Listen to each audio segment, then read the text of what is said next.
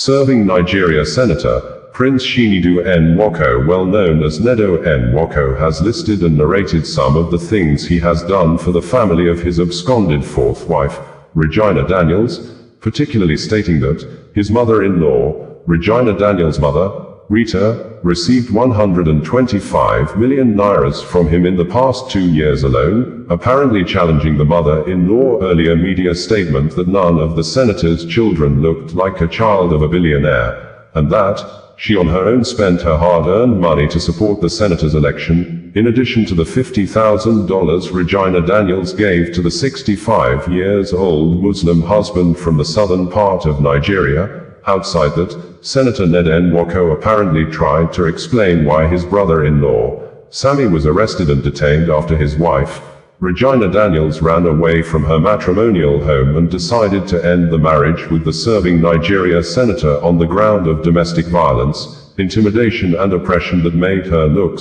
like nothing in the house of the senator, who she swiftly replied yesterday that Ned Nwoko never married her legally, and she was apparently still a minor at age 17 when the Nigeria serving senator allegedly forced her into early marriage. Details of Regina Daniels' statements and the legal implications will be reported and published in our next news report for proper clarification and understanding, so that appropriate government bodies like the Nigeria Police Force will be held accountable to take decisive action for the protection of girl-child against sexual abuse, molestation, raping of minor and child marriage.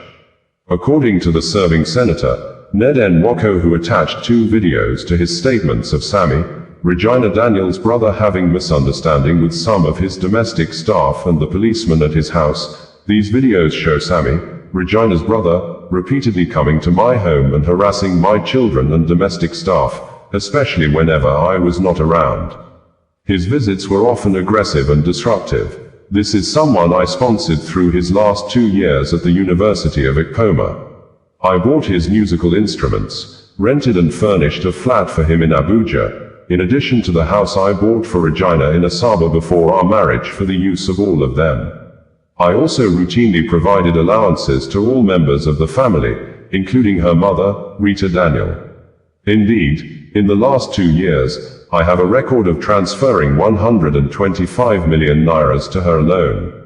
When Regina started her rehabilitation, there was a clear instruction by the doctors to strictly restrict people, especially her enablers, from having access to her.